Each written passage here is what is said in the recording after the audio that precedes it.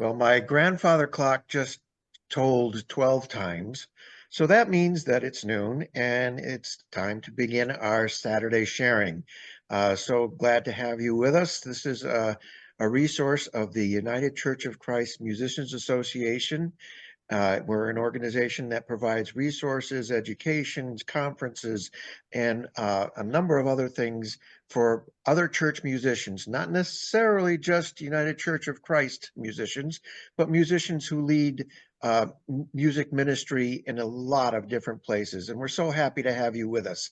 I'd like to ask our chaplain to give us a little bit of a prayer before we start this morning. Peter, if you would please bring us in. Please join me and be fully present.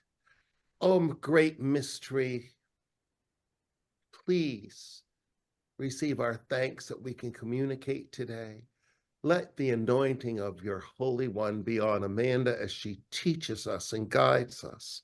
Prepare our hearts to repent in the fullest sense of the way and learn new things. And, Great One, bless our time together and help us to share and be at peace when we depart, as we know these topics stir up our hearts greatly. We thank in your most holy name. Amen. Thank you, Peter.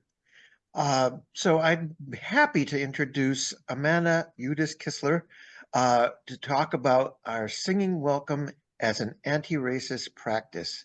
Amanda. Thanks. I'm delighted to be here, and thank you all for being here as well. I'm just going to quickly go through the agenda. We are going to start by watching a video of one of my pieces of music. This is called "Oh My Shepherd," and I'll come back to introducing it in just a second. After the video, I will give a hopefully fairly short talk about this notion of singing welcome as an anti-racist practice. I'm going to invite everyone into a writing exercise for just a few minutes. And then whatever time we have left will be open for questions and answers, discussion, and so on. It'll be an opportunity to consider the materials I had sent ahead of time if you've read them, or use the time however you like. And then Jim will close us out. So the video we're about to watch is of a piece of mine called "Oh My Shepherd." It was written on commission for actually a New England UCC congregation. And it is a sort of a queering of the 23rd Psalm that imagines it not as a song of an oppressed people, but as the song of people who are oppressors and who are trying to repent of that and do better. So I'm going to ask you as you listen to it to pay attention to how it makes you feel, especially the text.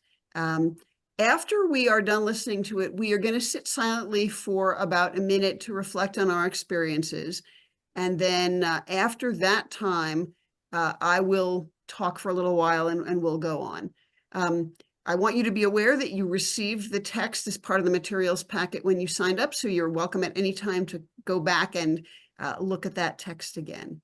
But so now let's engage with some of the discomfort of addressing racism by sitting with my piece, "Oh My Shepherd."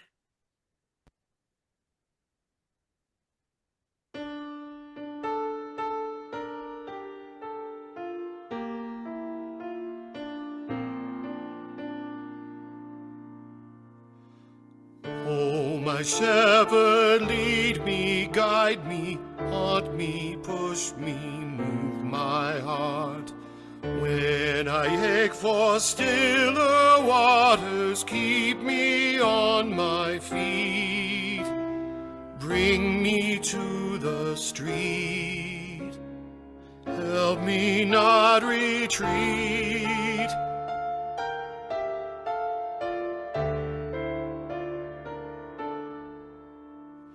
Lead me in the path of justice, send me to resist the violence. Tempted as I am to silence, comfort me and raise my voice.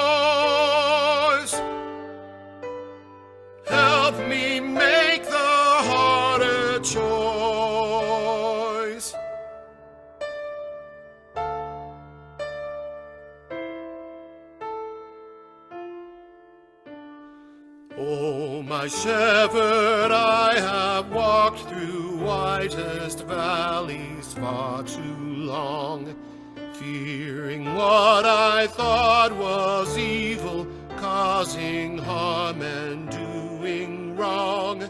Help me sing a different song. Where I stumble, make me strong.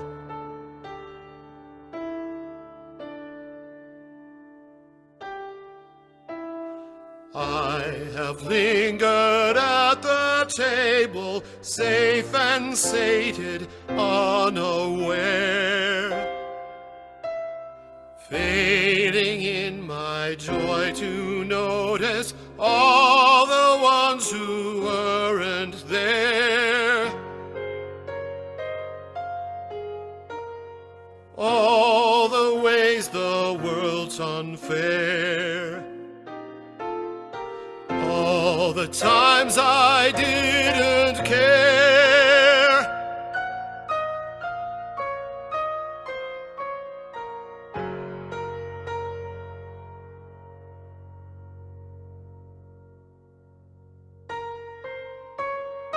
Oh, my shepherd, fill my cup with heartbreak so it overflows.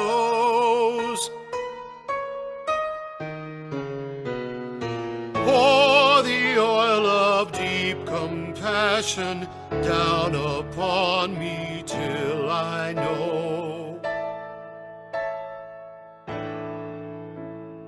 how to face the devastation, how to work to heal the nation, how to strive for reparation.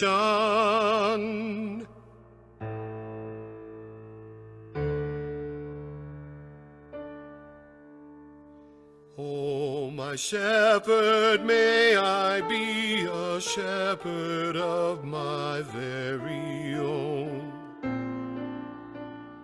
leading others into goodness, guiding others into mercy,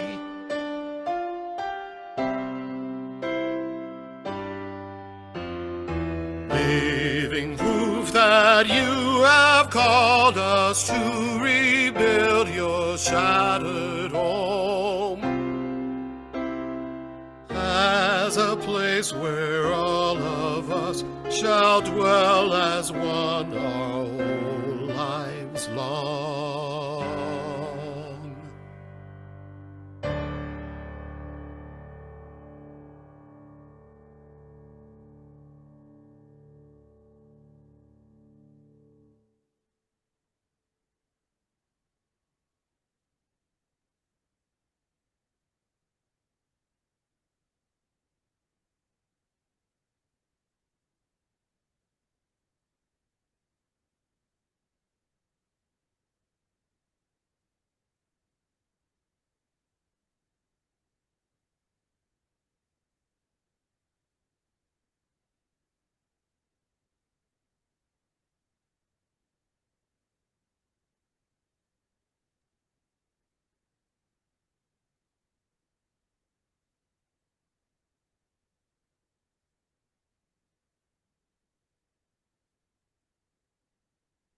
So when I first came up with the title of this session, I didn't realize quite how highfalutin the language was. This idea of singing welcome as an anti-racist practice.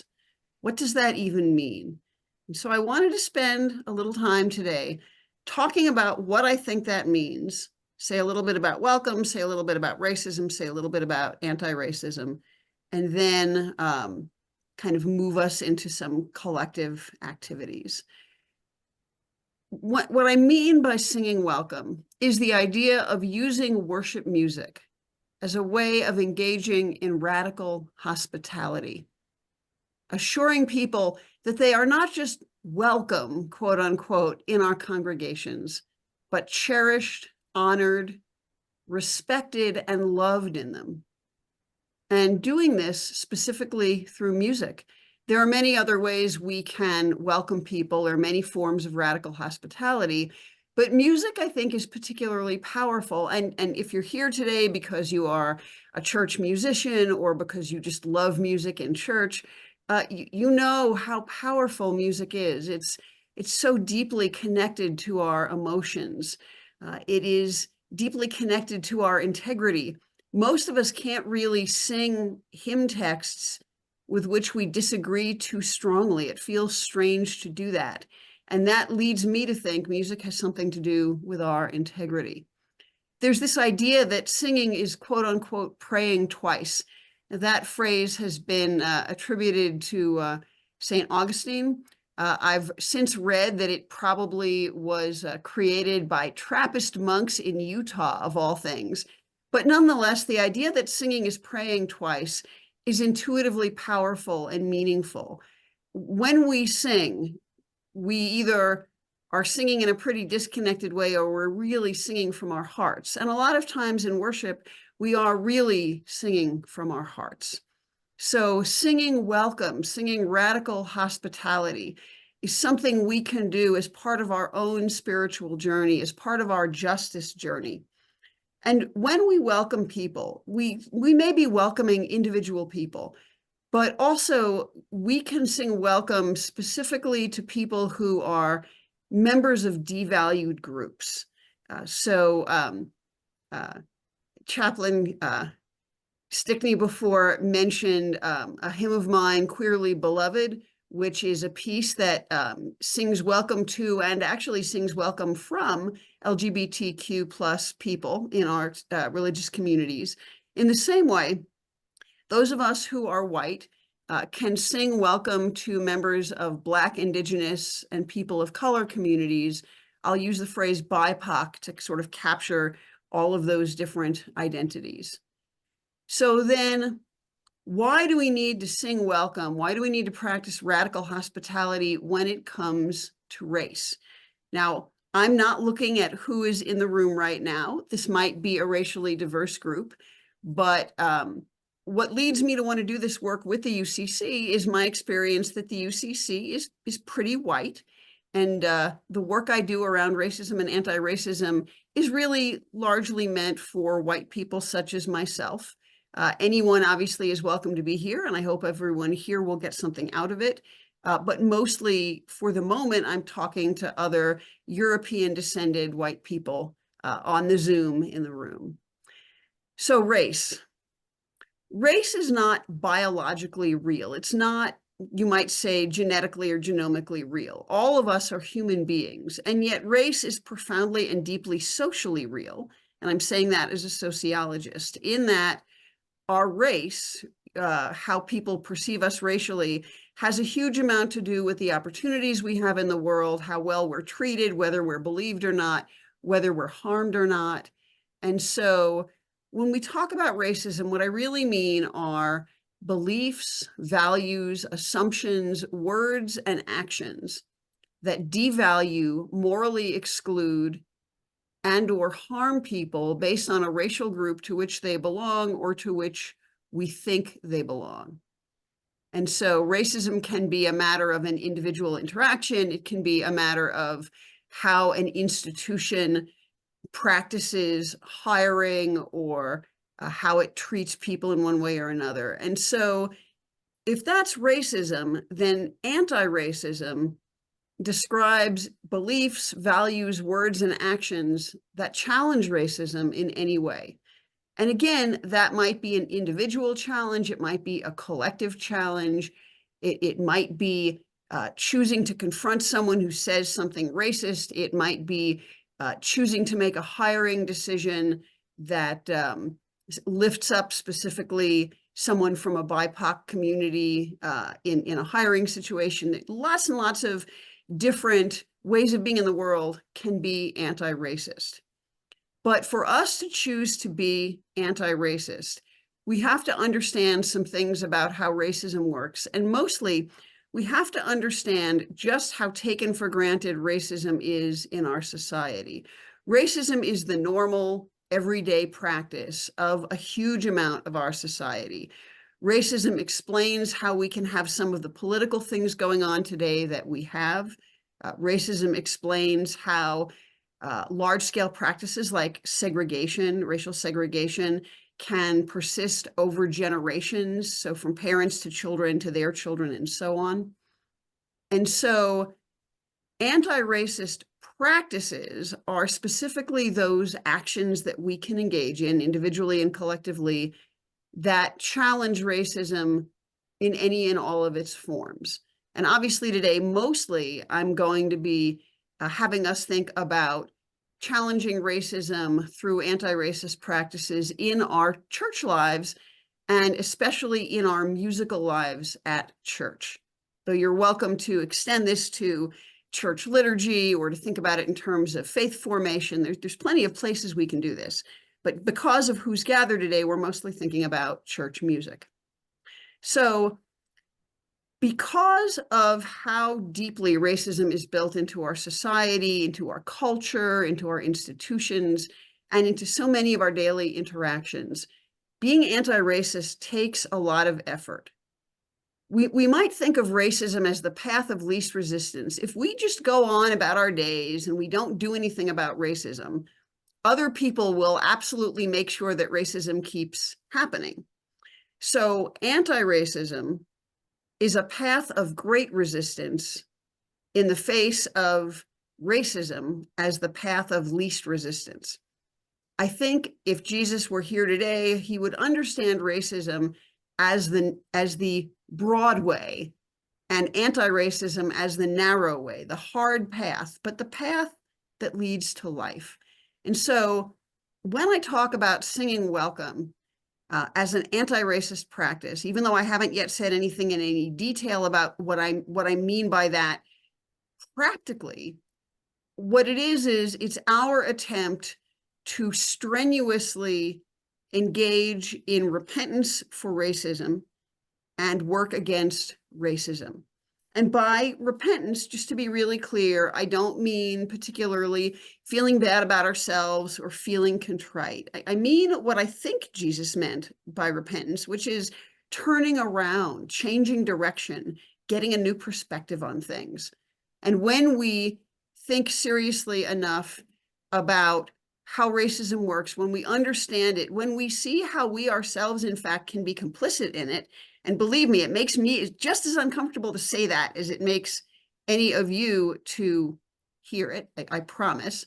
But once we really grapple with racism, we can start asking, what do we do about it? How do we work against it? How do we contribute or co-create this beloved community, this kingdom of the holy that Jesus was on about?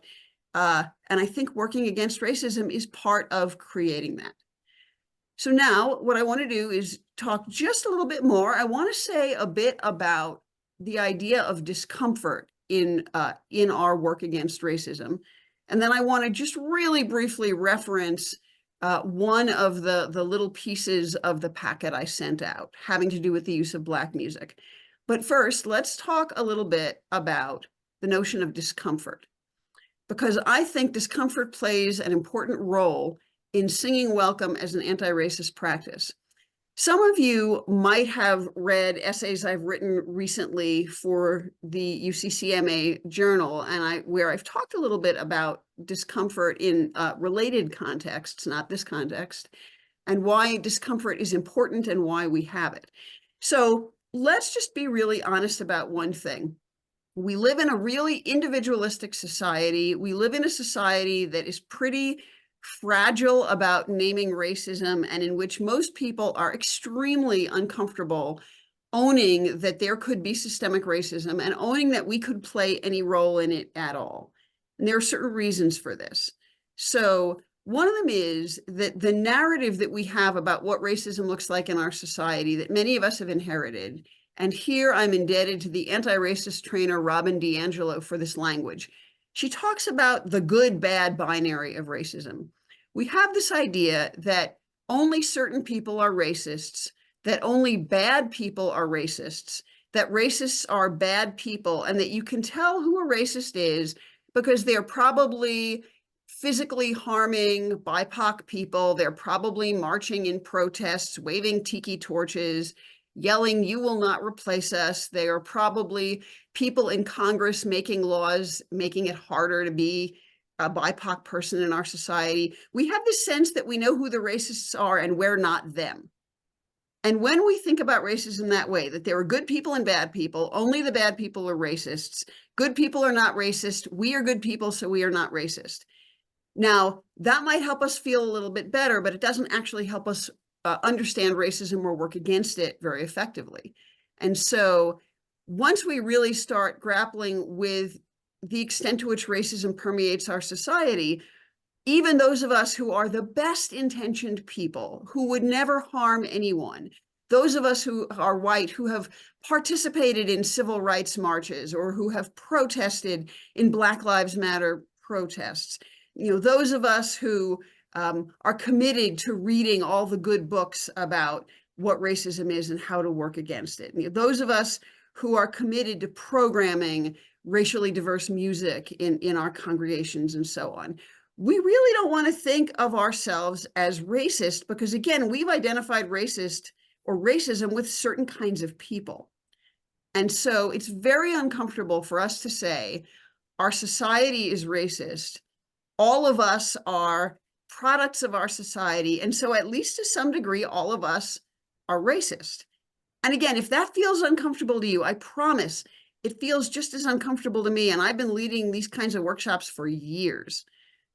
But this discomfort can actually help us.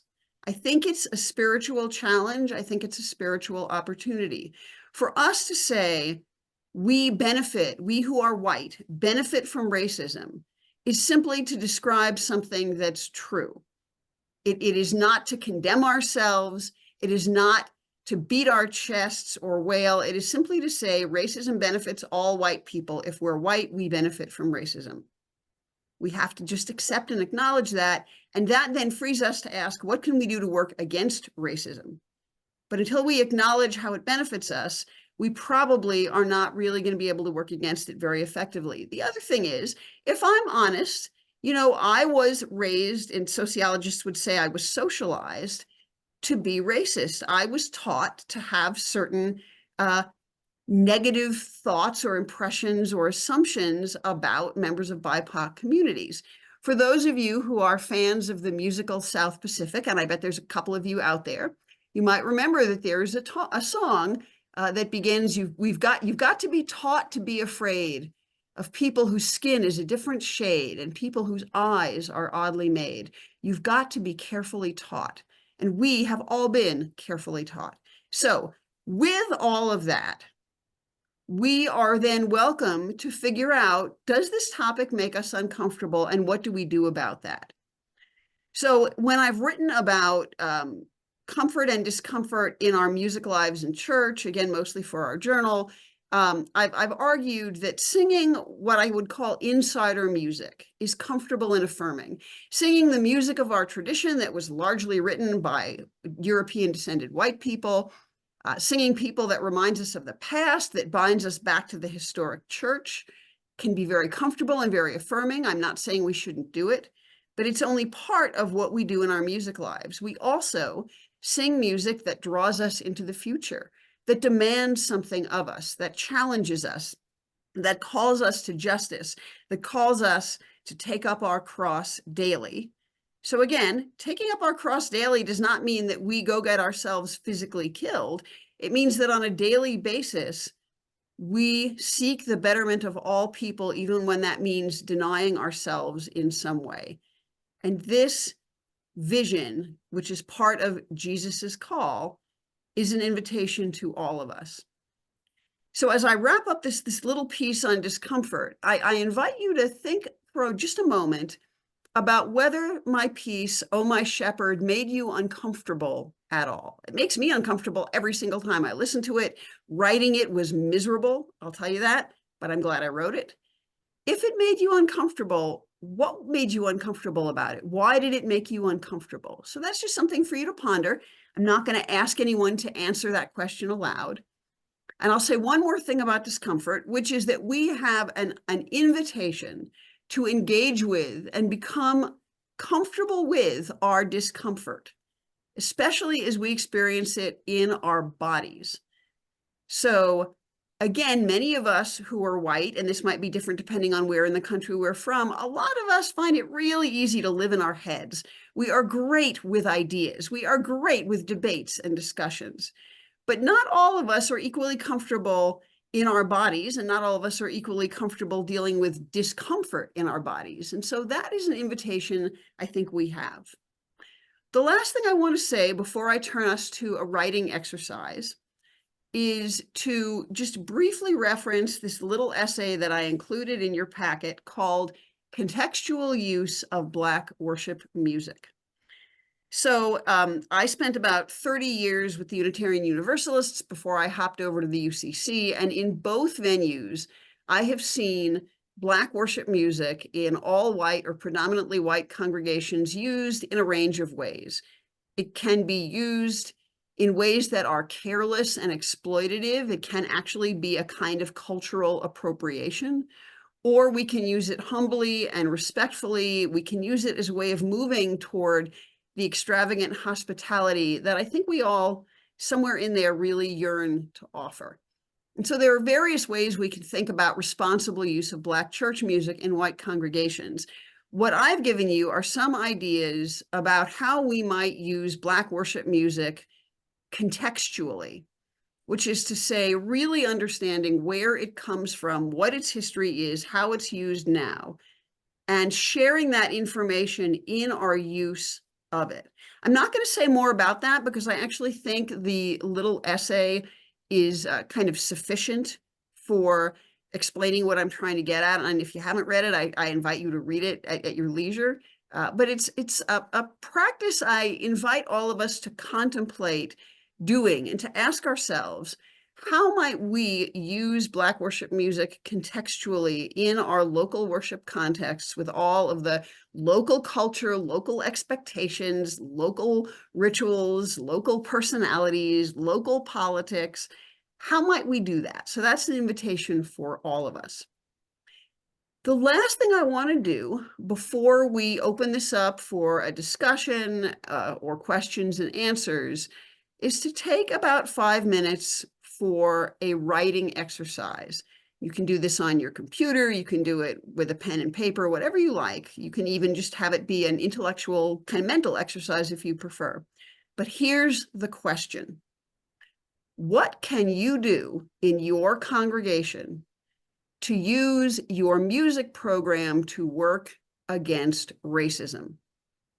Now, I'm going to read that again, but before I do, let me assure you, I'm not asking any of us to share our answers with anyone. This is just a private writing exercise. You're welcome to talk about it in the Q&A if you like, but you don't have to. This really is just an opportunity for you to take a few minutes, reflect on the last half hour, and then ask, what is my next step? How can I contribute to singing welcome in my congregation? How can I contribute to anti-racism or opposing racism in my congregation? So let's take about 5 minutes, at which point I will then call us back and we will spend the rest of our time in our Q&A and discussion.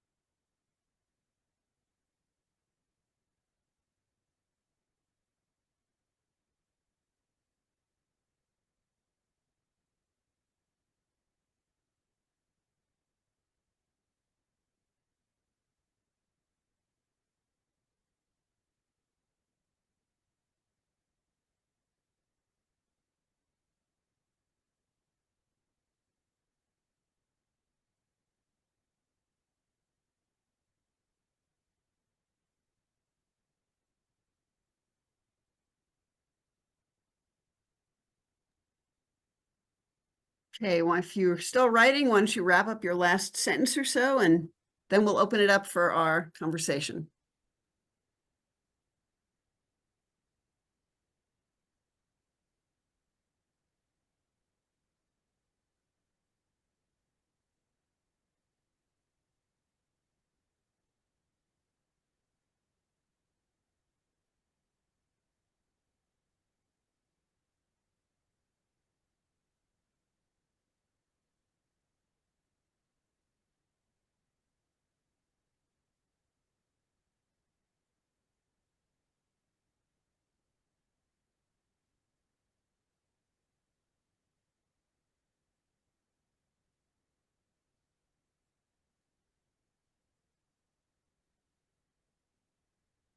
Okay, I hope everyone will come off mute now. I've done more than enough talking.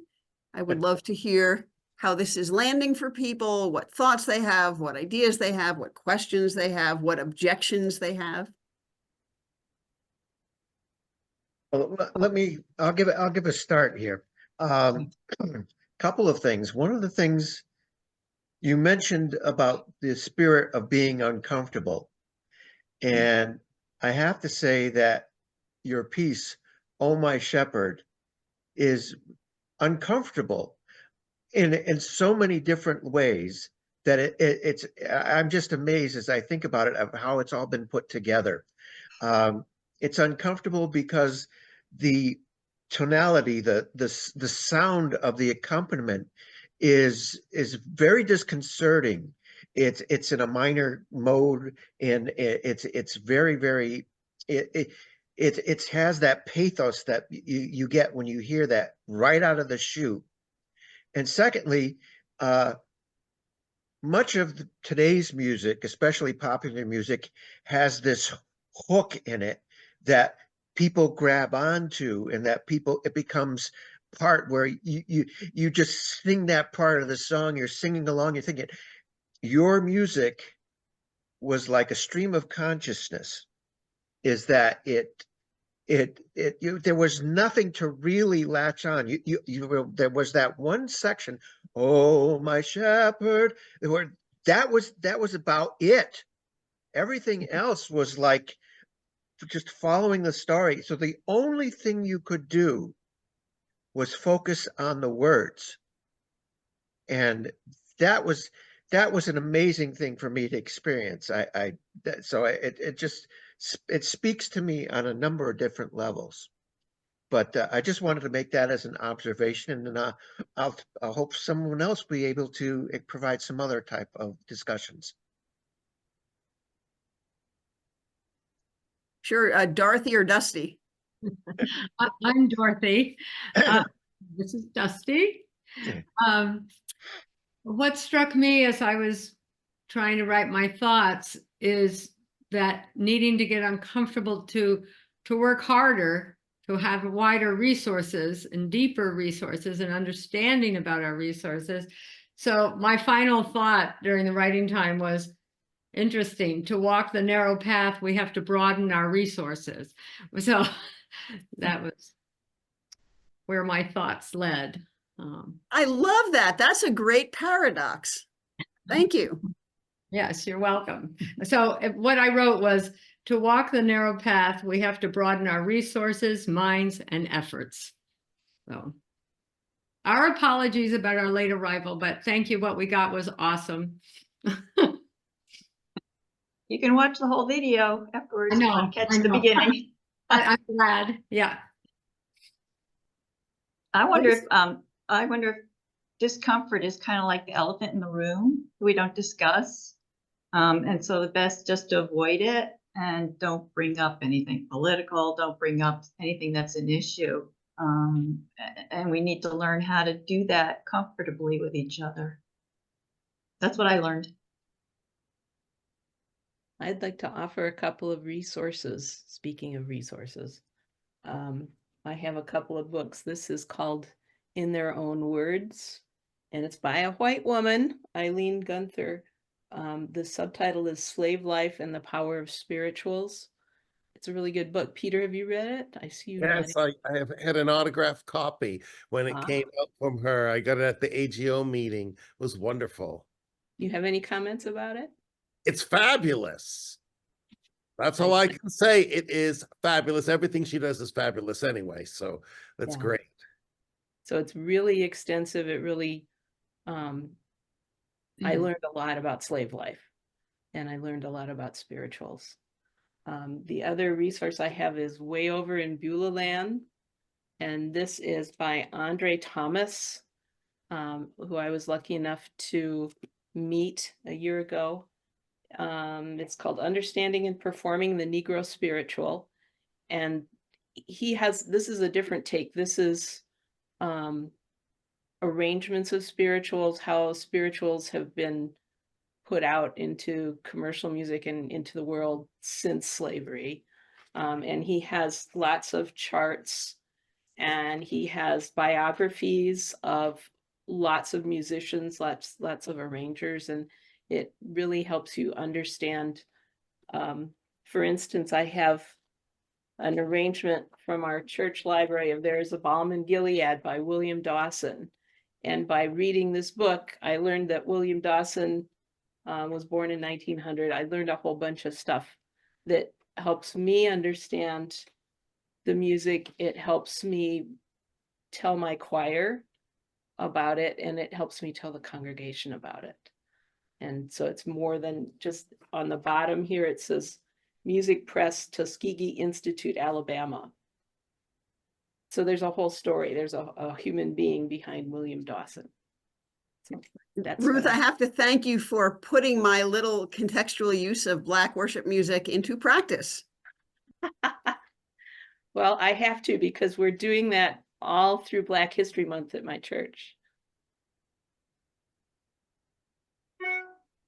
Joan, you're muted. I'm trying to be polite here. Ruth, can you type those into the chat feature? Sure. Title and author. Okay. Can I just say something about There's a Balm in Gilead? Isn't that Dr. Martin Luther King Jr.'s favorite hymn? That was my understanding. So I'm playing it this Sunday, even though it's a week late, but we had snow. So We have our royalties for spirituals webinar available on our website. So you can go to that resource page, and there's a bunch of resources there. Also, as a advertisement promo for this, we're having a follow-up to that session next month on the 17th. We'll be having a number of the same presenters who were there, as well as some other people who I've asked to be part of, that will share their experience of seeing royalties for spirituals in practice.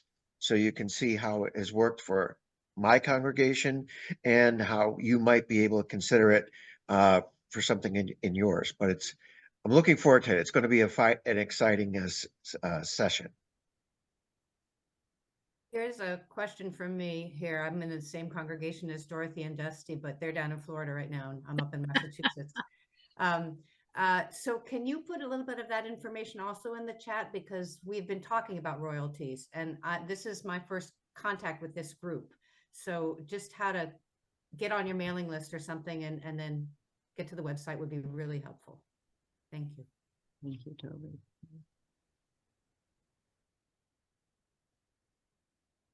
Yeah, we might be able to do this other workshop. I feel as though I should say that this past summer, the UCCMA graciously loaned me to the UCC to do one of their Thursday webinars. And even though I did use some of it to talk about my own website, my own music, I also talked about the UCCMA, and I took people to the website and showed them where the reparations material was on it. And that feels like one of the best things I've done all year, because I think a lot of people in the UCC more broadly care about this, but we're not aware of the UCCMA, or we're not aware about this particular initiative. And so I'm so glad that that has been so well handled on the website. I feel as though if you go to the website that was just put into the chat, you will either see it immediately, or there's also a kind of a resources subpage that it may be on as well. Can I ask a question? Of course. Okay. I would just like to know what you have to say about Black History Month as a concept. Thank you. Oh boy. How many hours do we have? All right. Our answers, and I understand that all of our answers might be a little different, which is great. I have really mixed feelings about it. I think that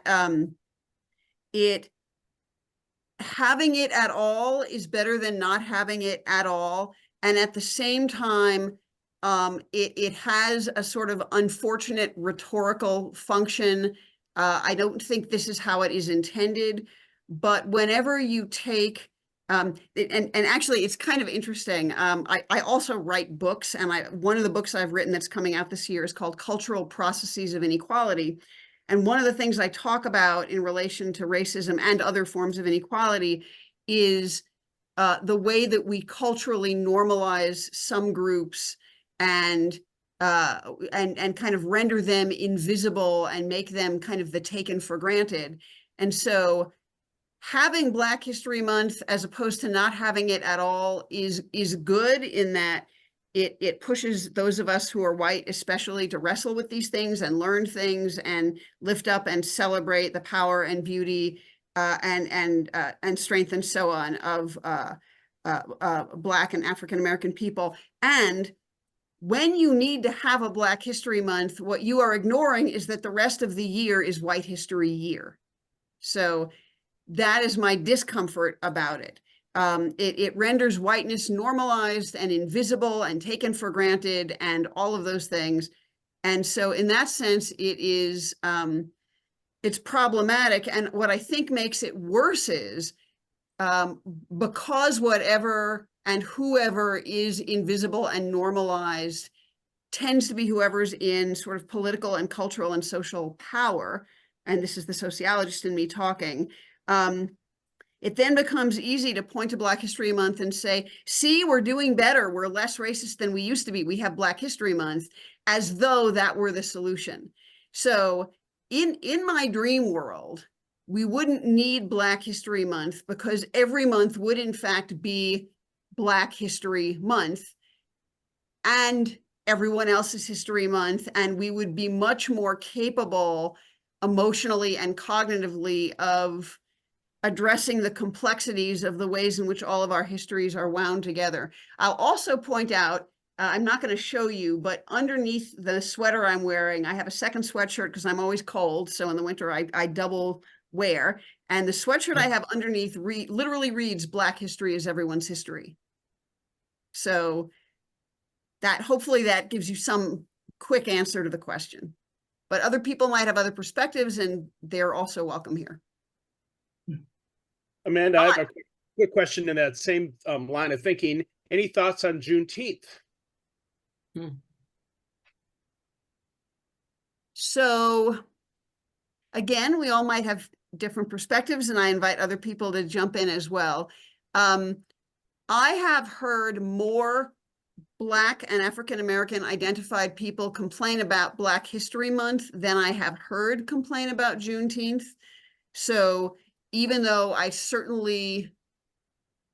can see how there are ways that it is sort of, I think, misused or misunderstood or sort of among white people sort of under-theorized or under-examined. But I actually have never had a conversation about it with a member of the Black or African American community in which they've said, gee, I wish we didn't have this. And so at this point in my life, that leads me to think having it is better than not. I do suspect that all of us who are white have more to learn about it and its complexities.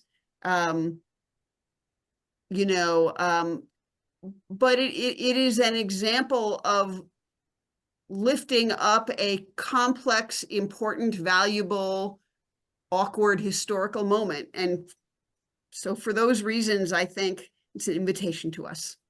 Well, and it's new enough that we haven't, white people haven't turned it into tokenism yet. So, there's that. So maybe we can get this one right and do this a little better. John. An incident that happened here in Connecticut, maybe you can comment on. A church in Enfield, which is a little more rural, a UCC church, had a pride service, and two men interrupted the service to protest what was going on. And I think the minister attempted to talk to them. So that's the discomfort, that blatant discomfort. What do you think about that? Now, when you say a pride service, do you mean like an LGBTQ pride service? So yeah, I mean, one thing I will say, I mean, we are obviously focusing on racism today, and especially on kind of anti-Black racism. But one thing I think we see in the cultural realignment of this era is that the people who are the most openly and loudly uncomfortable about racial diversity and inclusion seem to also be the same people who are uncomfortable about LGBTQ diversity and inclusion, and the empowerment of women, and the valuing of Muslims, and I mean the importance to our society of immigrants, and we could go on. I think just because I'm aware that we're kind of beginning to run short of time, I think the most important thing to say is that any of these kinds of discomfort, I think, exists on a continuum. It may be discomfort that we feel in our guts and never say anything about, and it may or may not inform our actions, but that is sort of maybe the most modest form of it, all the way to literally killing people. I mean, it's a massive continuum. And if we are interested in engaging with discomfort, obviously starting with our own discomfort and our own lives and our own bodies and our own education is really important. But understanding how we can support whoever is being attacked by other people because of those other people's discomfort is part of the work we can do. I don't know how many of you are, I assume most of us here are familiar with the wonderful worship song, God of the Movements and Martyrs, from the North Carolina Council of Churches. And what's lovely about that song is in a couple of places, it literally says, when powers bear down on the helpless, we'll stand in the way. When doorways are blocked, we will lower our friends through the roof. I mean, there's this sense that we are called to work actively for the betterment of all people. And part of that indeed is addressing when the discomfort of others becomes harmful. Obviously, if our own discomfort runs the risk of harming someone, we have to address that too. But I'm guessing many of us on this Zoom are not about to actually go out and commit hate crimes. So what is our role in protecting other people against hate crimes? I think that's a good open question. And again, because I'm mindful of time and I want Jim to have a couple of minutes at the end, let's take maybe just one or two more comments or questions.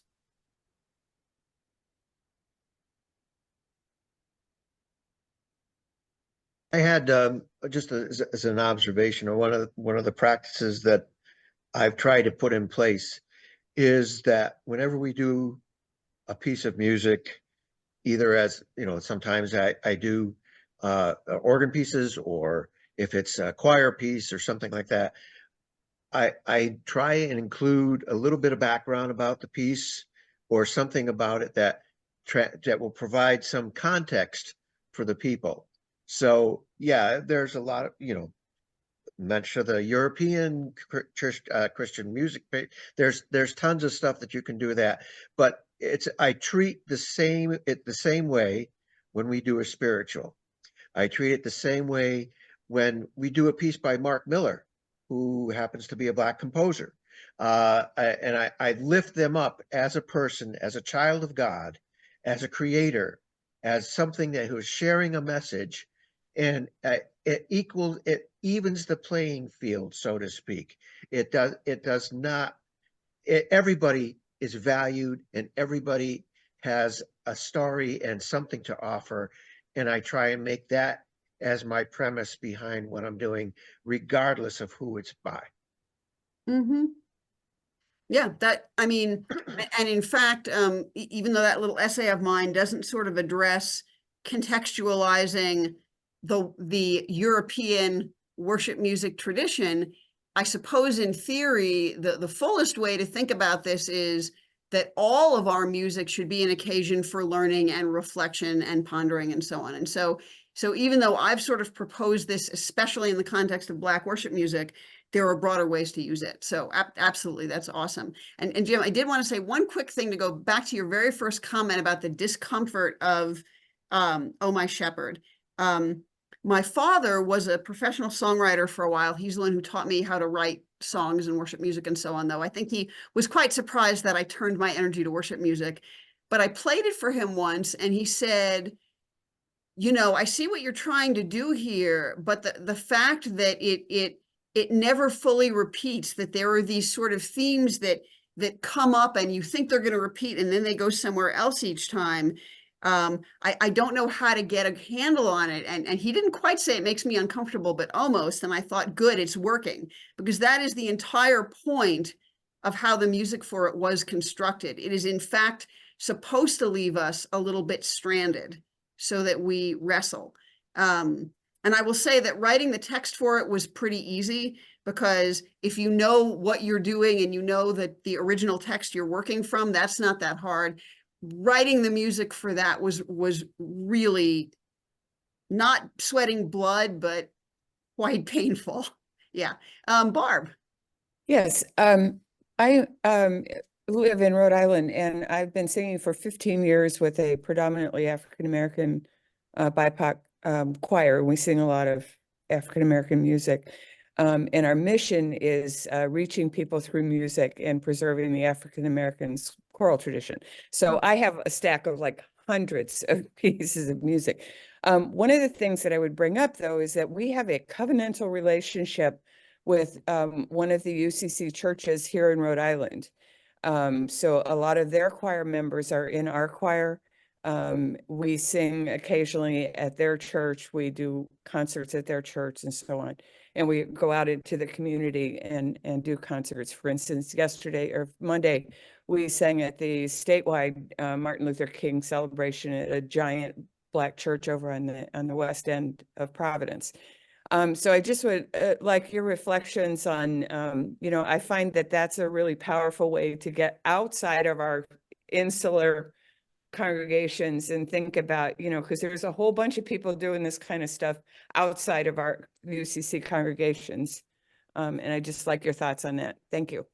100%. I don't think I can really add anything to that. That is a great opportunity for all of us to engage across communities, across faith communities, across racial or kind of neighborhood geographic communities. Yes, nothing more to add about that. And again, I want to be respectful of time. So Jim, I would like to now hand this back over to you to wrap us up. The last thing I will say, though, and I'm sorry, I kind of have to say this, is if you want to engage with Oh My Shepherd again, or any of my all free use worship music, simply go to queersacredmusic.com. Everything's there. It's all free. You're all welcome to use it whenever and however you like. I will put that URL in the chat. Jim, take it away. Okay, thank you so much, Amanda. Just want to follow on what Barb said. I do see a comment in the chat asking to what the name of your group is, Barbara, and what UCC congregation are you sometimes working with? The name of the group is Reaching People Through Music, and we call it RPM. And the church that we are associated with is Beneficent Congregational Church in Providence, Rhode Island. Thank you so much. Mm-hmm. Well, thanks to everybody who chose to participate, and for those who are watching afterwards. I hope you engaged something as well. We engaged a lot of stuff here in person, and thanks again to Amanda for making this all happen. I'd like to just again remind you of the Saturday sharing that we have scheduled for February 17th, where we will revisit royalties for spirituals and update people on what's happened, how we've been using the program, and how it's worked for our congregations. And I'd like to just give a brief synopsis of UCCMA, the United Church of Christ Musicians Association. It's a group that has resources and provides different type of seminars and online events and in-person events. We're having our conference in Greenwich, Connecticut in July. Registration will be opening up for that very soon. And please take a look at our website, uccma.wildapricot.org. And it is in the chat if you wanted to go and check that out. There is a free 3-month membership, so you can take part in things and not pay any membership dues for 3 months, and then decide whether it would work for you as something you can gain from. So I'm hoping to see you all again, and bring your friends for February 17th, and we'll see you then. Thank you to Ed and Joan for the technical work behind the scenes here to make this all happen, and we'll see you next time. Thank you.